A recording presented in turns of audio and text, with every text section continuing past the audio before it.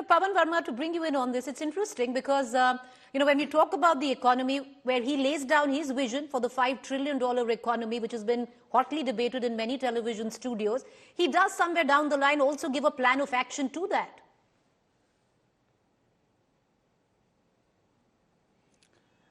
Undoubtedly, the Prime Minister has a vision for the country, and he plans long-term, plans in meticulous detail, and he has declared that his goal is for India to become a developed country by 1947, which is a laudable target. But Preeti, if I may, for just 30 seconds, since you ignored me on that first question. Apologies, sir. I want to say Go ahead, sir. that Prime Minister Modi's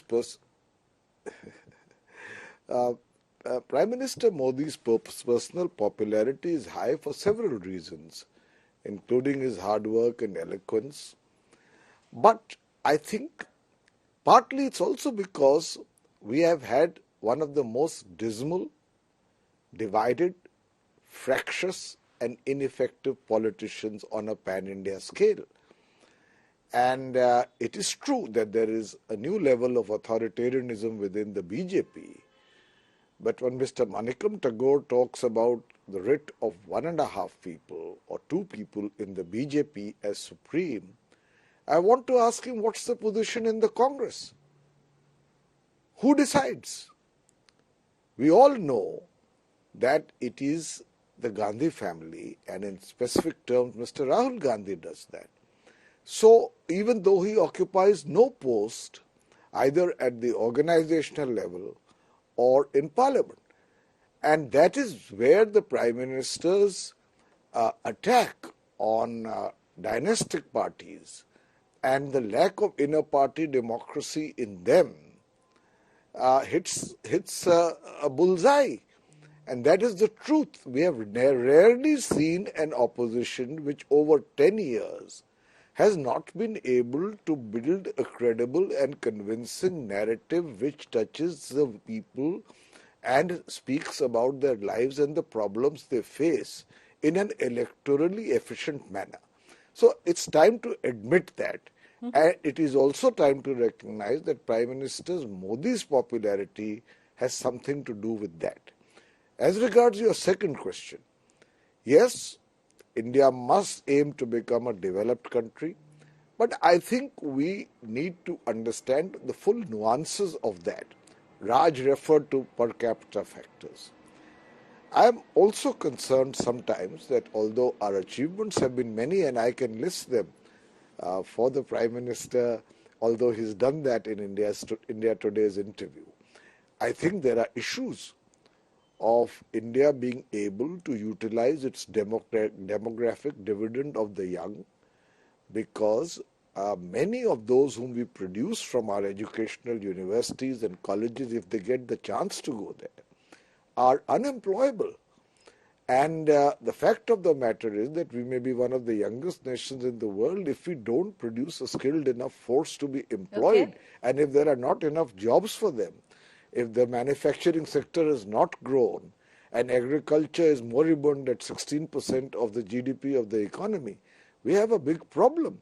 So I think that the level of inequality in India today, where the gap between the rich and the poor has widened to such a level, is something that must be factored into an otherwise laudable goal of making India a developed country.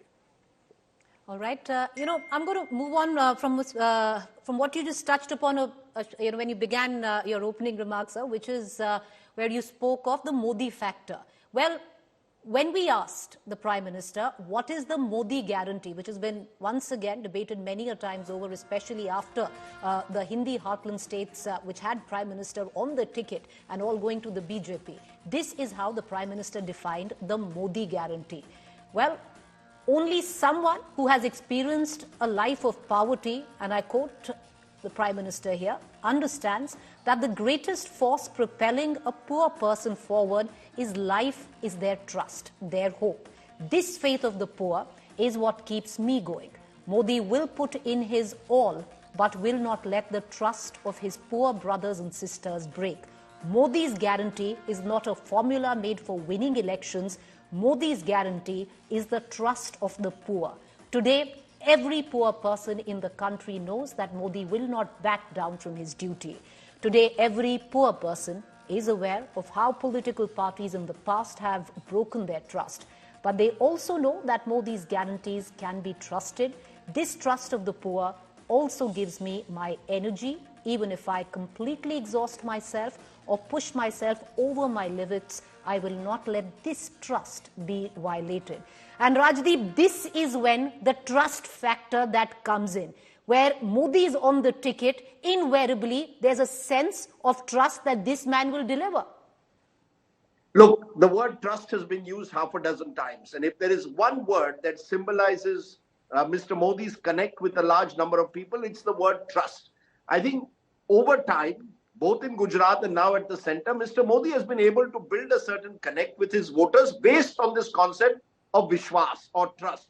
If you remember in the last election, there was a ditty, Modi hai to mumkin hai. If Mr. Modi is there, anything is possible. Now you're taking it from there to Modi ki guarantee. And he's personalizing it. Look, he is in that sense a populist strongman who's saying, look, forget about my party, vote for me. It's about the personality of Mr. Modi and the trust that he's been able to build over the last 2 decades in power, both in Gujarat and in India, which he's looking as again as his big USP. That again is to be contrasted with the opposition, but at the end of the day is headed by leaders who perhaps do not even have a fraction of that experience in public life. And that makes a huge difference. Look, Mr. Modi is determined, it appears, to make 2024 once again a leadership contest. The opposition wants to make it about constitutional issues. Look at the manner in which MPs are suspended. Look at the manner in which institutions have been compromised. Look at authoritarian rule. He's saying, forget all that. Have faith in me. I'm someone who's come from the grassroots, has been in public life for 50 years. Therefore, have faith in me. And then goes on to say, in a subsequent quote in that interview, nation first. So he's, in a way, once again it's the Modi playbook. He did it in 2019. He wants to do it in 2024. I don't see any major difference in the politics and the political playbook of 2019 and 24. This is personality politics of a strongman leader who's saying, have trust in me above all else. Manikam Tagore, let me spin this around for you. You and your party were the ones who bought in the guarantee card. You fought the Karnataka elections on the Congress guarantee. And now, the way the Prime Minister and the BJP has spun it around, it's about Modi's guarantee. The trust factor lying more with Modi's guarantee.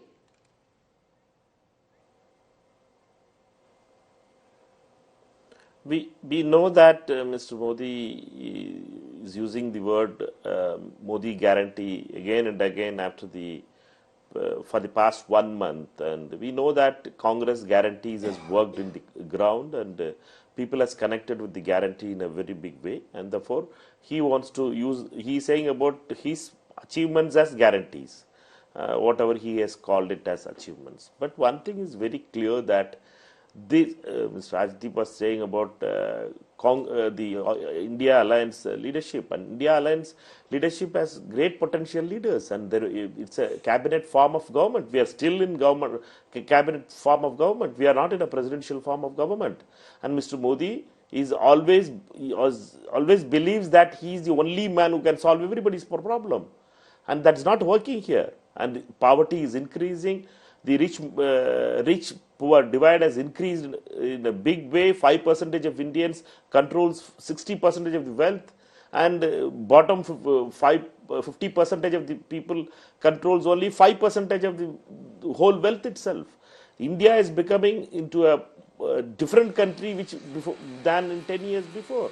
And he is saying about Mili Juli Sarkar for 30 years, which include Mr. Atal Bihari Vajpayee's government also. He is blaming that government also, which every BJP person thought that it's a democratic and a cabinet formed by Atal Bihari Vajpayee. The government of Mr. Modi is going towards an end that they only want to win elections, and for that they can take everybody's name and take everybody's words also. Even guarantee has been stolen from Congress. But the fact is the same guarantee what you said is stolen from the Congress. Manikam Tagore worked very well for the BJP in the 3 states in the Hindi heartland. It was Modi's guarantee. But, I just want to cut across to Raj back. And Raj, taking off from what Rajdeep said, that 2024 is clearly going to be a personality contest because the Prime Minister spoke very clearly on what his vision is, the Modi guarantee, and where the chemistry is concerned, the arithmetic of the India alliance aside, the chemistry lies with Modi. Priti, I think Manikam Tagore has a point. It was the Congress that coined this whole business of guarantees. Let's also then see how cleverly Mr. Modi has taken that and made it his own.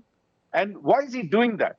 Because he knows, let's not forget there was this huge battle which Ms. Modi initiated versus what he called the Revdi culture and welfare measures.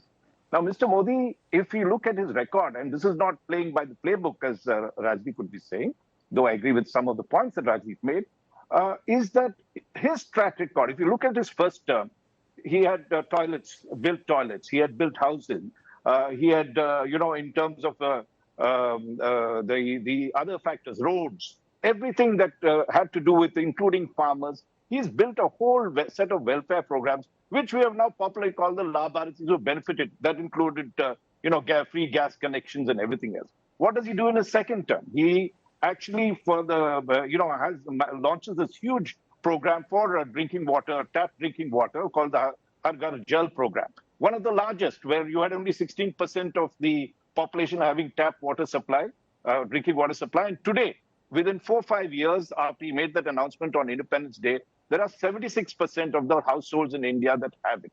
So what he is contrasting is that the guarantees that I think in some senses the BJP was shaken by what happened in Karnataka as well as in Telangana.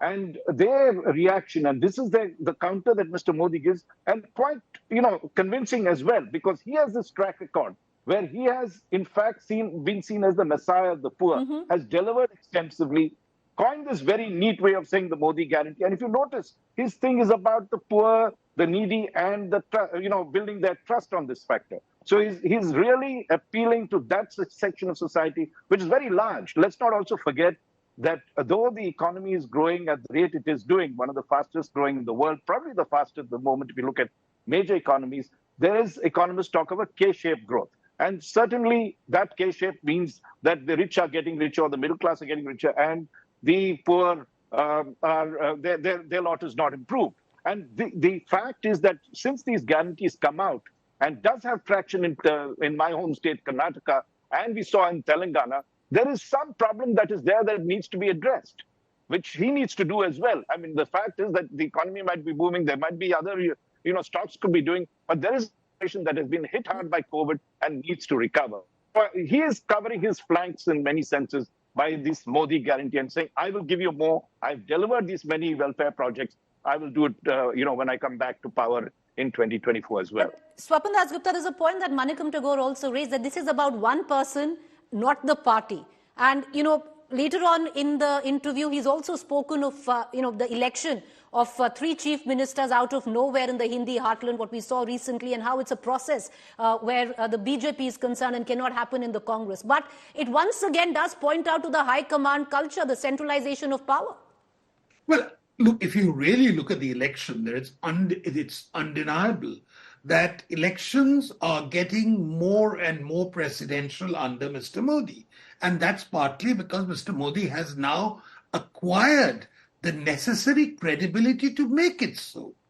When you point out that India is a different place, Mr. Tagore pointed that out. He said India is a very different place today. He's right. In the past 10 years, the actual face of India has been transformed by the actions of the Modi government. And he's pointing out the various shortcomings of this Modi government, inequality, etc., etc.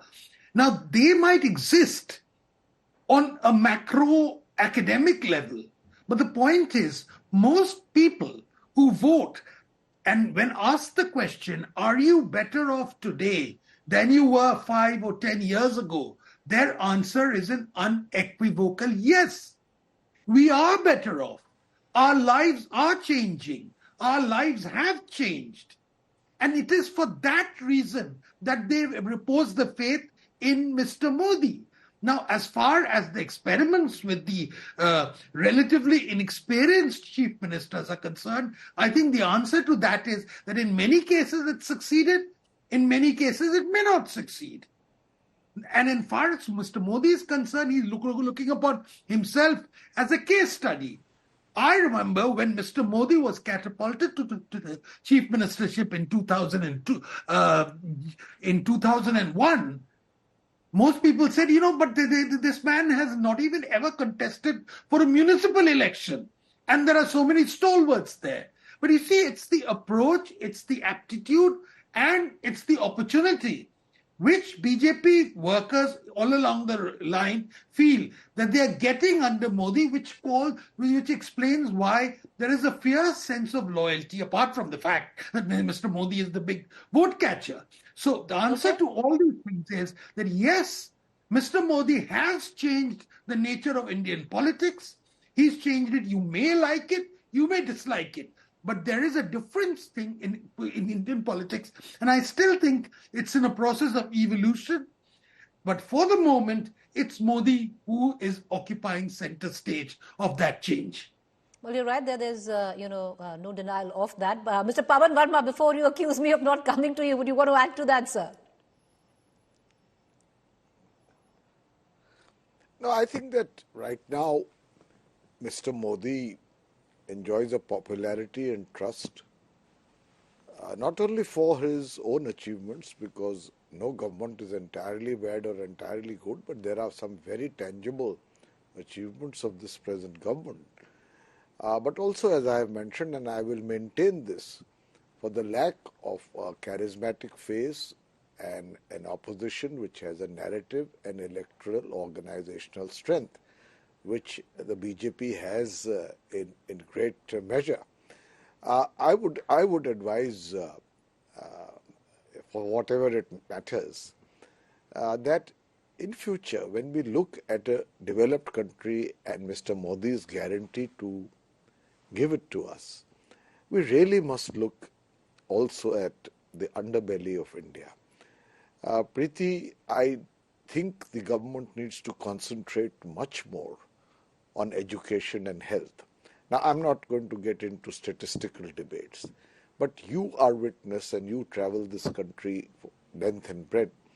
The state of primary education at the level of the countryside is in shambles, and we don't provide enough in our budget or come up with schemes to upgrade our educational system, which is the incubator, which is the nursery to provide the talent, ultimately to man a developed India. Similarly, on health, I think India must rank as amongst the countries with the lowest allocation to health. And if Mr. Modi is moving towards a developed India, and I said that's laudable, I think these are areas which should be looked at instead of painting a completely one-sided narrative that Modi hai to mumkin hai. Mumkin hai, but this must include all of this as well. There are two things with, taking off from what Verma said, that the government has very often faced criticism from not just the opposition, but many political and other analysts as well, over the issue of price rise and job creation. Now, when we posed the question, the Prime Minister rebutted the criticism about the lack of jobs. Now, he says, and I quote with what he told us, it is well known that investments in infrastructure have a larger multiplier impact on growth and employment. Hence, we have constantly increased capital investment outlay. The budget of 23-24 has increased steeply to 10 lakh crores, up from 1.9 lakh crores in 2013-2014. Labour markets have witnessed falling unemployment rates, down from 5.8% in 2018-19 to 3.2% in 22-23. This has been accompanied by rising labour force participation rates, increasing from 50.2% in 2018-19 to 57.9% in 22-23. The EPFO had 277.4 million members as of March 31st, 2022, compared to 117.8 million on March 31st, 2014. Now, the Prime Minister claims his government has handled price rises better than the UPA when it came down to inflation and price rise.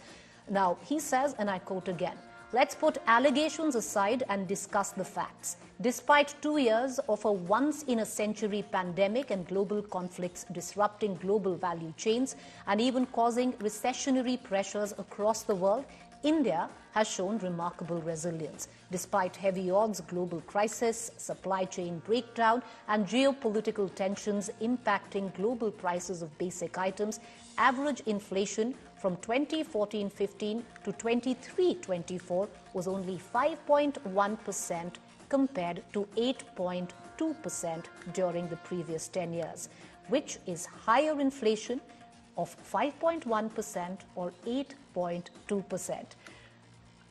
Raj, you want to come in on weigh on this? You know, the jury will always be out on this question because economists will throw statistics on one side saying that, look, we've brought inflation down, we've kept the jobs going. And there'll be those who will counter and say there's K-shaped growth and there are other issues that's there. I think what Mr. Modi has done is this is the opposition's crux. That, there are high prices and which he hasn't been able to contain, particularly food prices, and the fact that jobs are not easily done. He has brought out statistics to show through the periodic labor force that, look, in fact, if you see COVID devastated jobs as we, for most of us did, there was a huge drop, but he shows that there is growth that has happened in the last 3-4 years, at least of 5 to 6%, which is very creditable. Now, other economists would argue and say that, look, if you actually deconstruct that, a lot of this is self-employed jobs and the fact that they are unpaid jobs, meaning that these people who till their own land and everything else, that is being counted as this. But overall, if you look at the way the economy has been ticking, a 6.2% average growth rate, the fastest that is happening across the world in major economies. China is down to 4 to 5%. America is, 1.5%. The world average is 3%. The fact is India is at a sweet spot. There is a great deal of optimism as we've seen in the stock markets. There is a lot going for Mr. Modi as he gets into his final year. And the fact that India Today magazine declares him as, the Newsmaker of the year is that he has performed in the 10th year when normally prime ministers are, their levels of credibility have dropped, as we saw with Dr. Manmohan Singh. But his popularity ratings is close to 50 to 55% in our own Mood of the Nation polls. This gives him the ballast. And let's now look at this tremendous year that he's done, that he's gone through. The economy is doing very well. He has brought in the Women's Empowerment Bill. Chandrayaan was a success. Partly, that's the scientist. But yes, it is, he had pursued it and has actually brought down a very, very good space policy that's there. Article 370, his stand has been vindicated by the Supreme Court itself. And if you take a look at internationally, he has G20. He shows that he's arrived at the world stage. Right. He's able to make India look as the voice of the global south, and then has a terrific meeting with Biden, where the U.S. president actually commits to selling very sensitive defense equipment to India, a new partnership that, in many senses, rivals, equals what Dr. Manmohan Singh did with the nuclear deal. So in this 1 year is action-packed. And of course, let's not forget, he also had the new parliament inaugurated, among other things that he was doing to change the criminal laws. So here is a man in his 10th year.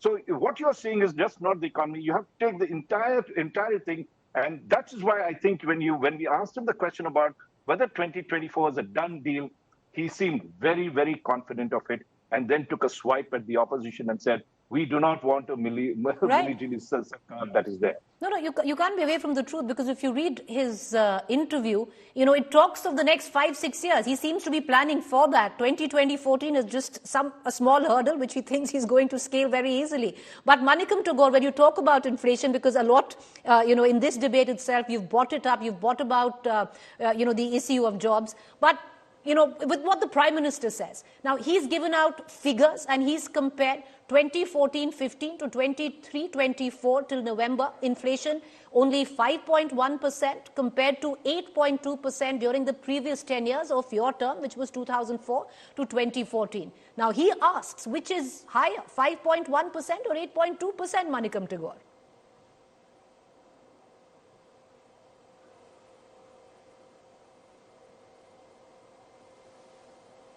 Mr. Tagore, that question's for you.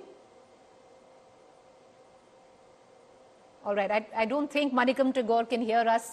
But, Rajdeep, with what Raj Chingappa also said, the Prime Minister Modi is seeking his third term at a high where, clearly everything seems to be working for him. But when you come down to jobs, when you come down to inflation, it has been, if not the Achilles heel, but it's been the pea under the mattress for the government. Well, I think the government has every reason to take credit, to pat itself on the back when it comes to inflation. I think in very tough circumstances, the government has managed inflation. Let's also be fair. It's not, it's very easy to compare UPA and NDA. The UPA went through very difficult times post the global financial crisis in 2008. But you could argue that the government has handled inflation reasonably well. Jobs is a big question mark. The Prime Minister has thrown some figures in the interview. You'll have others who will throw other figures at you in the interview, particularly in the informal sector. The truth of the matter is jobs is a big issue. You go across the country and you realize there is a demographic dividend that can become rapidly a demographic disaster. One of the reasons why in recent times the Prime Minister has been forced to say, look, the government will provide 10 lakh jobs is because there's a recognition that jobs is a major issue. You've got in states now, even in Maharashtra, for example, the demand for caste-based reservations recurring because there is a concern that people believe they haven't got the jobs, and they're talking about government jobs here. Forget about private jobs being created. So we can debate endlessly about, the opposition will tell you all is doom and gloom, and the Modi cheerleaders will say it's life is milk and honey. The truth lies somewhere in between. And I think this interview, in a sense, at least what the Prime Minister is doing is putting forward his claims as to why he should get re-elected. I think the challenge in a way lies for the opposition to tell us why they should vote out Mr. Modi. Indians vote out someone. And I think the failure of the All right, okay, Rajdeep, we've lost you. We've lost that connection. But Swapan Das Gupta, taking off from what Rajdeep said and taking off from what even Mr. Pawan Verma said, has this government been able to actually leverage the demographic dividend, which could, go the other way? Because there is a lack of jobs, whichever way one might want to look at it. It's not a question of lack of jobs. I think what has happened is that the demand for jobs is considerable. And naturally, no government can actually meet that entire demand. So yes, there is a deficit. But what this has been compensated in various ways is a mood of optimism in this country, whereby there is a feeling that with innovation, that with technology, and that with a certain amount of degree of India's exposure in the global world market, we are now somewhere in the midst of a change whereby the entire nature of what economic activity used to be is going to change. Now, that transition is still not happened. It's still work in progress in various ways. It's very interesting that the Prime Minister spoke at length about how semiconductors and AI have become priorities for the government, which again, and he spoke about how this should have actually happened 30 years ago, but it didn't. So we are now in the process of also, apart from actually doing a maintenance job of an old economy, we are creating we've laid the foundations for a new approach to the world's situation, to the economy. And I think this is really what will need to pay dividends in the future, which is what the Prime Minister's optimism is really based on. It's not based on the fact that the old manufacturing jobs are not there, that there's been a slight sluggishness in certain sectors, but the fact that there are newer opportunities which are being created.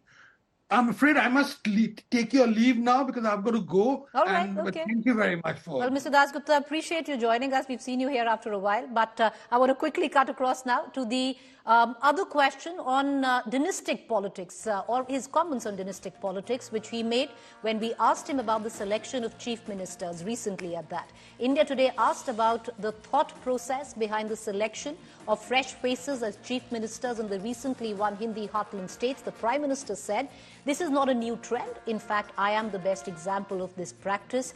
Within the BJP, when I became the Chief Minister of Gujarat, I had no prior administrative experience and was not even elected to the Legislative Assembly. Yes, it may appear like a fresh trend because most of the other parties today are Parivarwadi."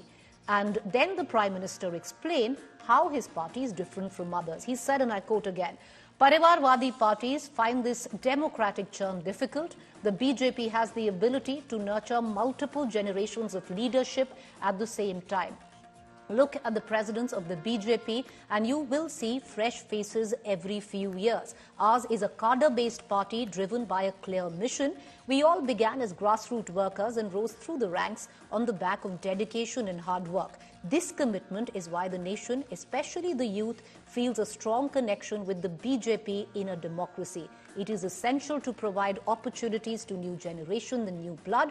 This democratic churn is what makes democracies vibrant. This churn is also what makes our party vibrant and keeps aspirations and hopes burning within our Karyakartas. They feel that they too can rise in the party through their hard work. Our party is used to doing different experiments. In Gujarat, we opted for all fresh faces in ministries. In Delhi, we opted for all fresh faces in local corporation elections." Raj, this can be looked at, both ways. One, of course, especially after the three chief ministers have been picked, where every Karyakarta can harbor a dream of rising to the top. And that has been elucidated beautifully in this interview by the Prime Minister by even giving his own example and how the party works. But on the other hand, it also, which the opposition many times would want to pick on, that how this is the high command culture, the BJP, the Congressization of the BJP, if one might say.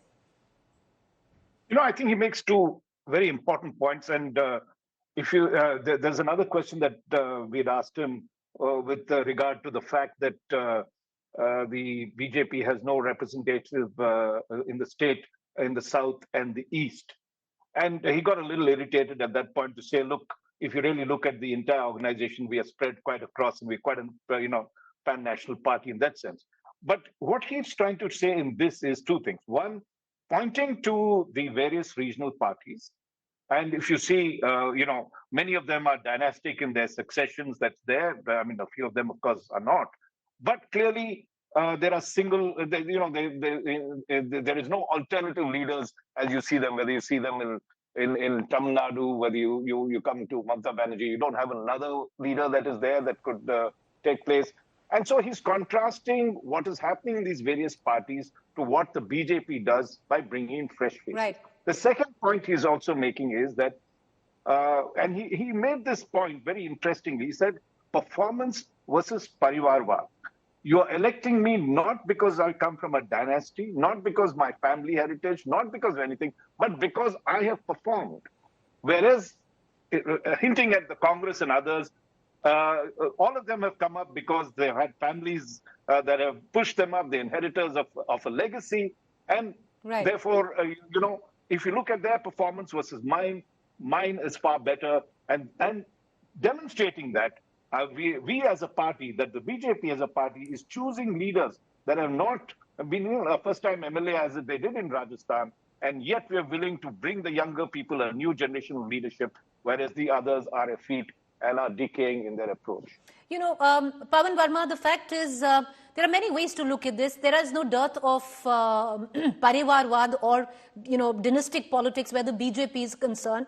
The Karnataka opposition now being handed in the reins to Yediyurappa's son, a prime example of that. Many names, Jyotiraditya Scindia, Anurag Thakur. But I would think the point that the Prime Minister is making is that it's not one parivar or one family which makes the final call.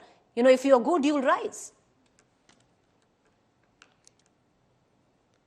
No, there's no doubt about it. the fact that someone in politics follows in the footsteps of a parent who is in politics is not dynastic politics. But when the child of a leader is considered the ordained leader by the accident of birth and is followed blindly because of that, that's Parivar politics. And the Prime Minister is absolutely right that it is antithetical to democracy. Right. And the opposition must understand this, although I will say that even in parties where the Parivarvad is not there, there is need for more democratic space. Right. Preeti, after all, in Parliament there's a whip. And in party forums, the scope for discussion and free debate is Mr. Verma, I'm running out of time. Across the political space. I'm running out of time. 10 seconds, Rajdeep. You want to come in and weigh on in this? In this context, I just want to add one thing. Go ahead, sir. Make your point. I'll just say very quickly. I'll just say, Rajdeep, just give me a second. But I'll just say that the Prime Minister would be undoubtedly an unquestioned statesman, as he may in future become, if he had implemented more fully and towards 1947, Sabka Saath, Sabka Vishwas. Because I think India is a country where you need that healing touch. All right, 20 seconds, Rajdeep, you're going to close the show. 3 points which come through the interview, which I think are all three the strengths of the Prime Minister. One certainly comes through, which is the strongman, muscular leader who's promising stable leadership. The second point, which I don't think the interview tackled, which is the political Hindu, which will emerge more clearly in 2024 after the Ram Mandir inauguration. But that remains a big strength of the Prime Minister. And the third, which came from your last question, is Kamdar versus Namdar. The fact is, one of the big advantages that Prime Minister Modi has over his principal opponents at the moment, particularly Rahul Gandhi, is when he contrasts Kamdar versus Namdar. And I think in that sense, he has captured the zeitgeist of this aspirational India. Like him or not, he may be a polarizing figure. That, to my mind, remains a big asset that he takes to the Rajdeep, somewhere down the line befitting, because he's coming off being on the ticket on 3 elections and winning those elections handsomely at that, where the Hindi heartland is concerned. So no better choice, Raj, to have him as the newsmaker of the year. I appreciate all you 4 gentlemen for joining us. Thank you there. We're going to leave it at that. And I'm sure the debate on not just the interview, but the BJP's narrative for 2024 will continue. With that, it's a wrap. To stay with us. News and updates continue on the other side.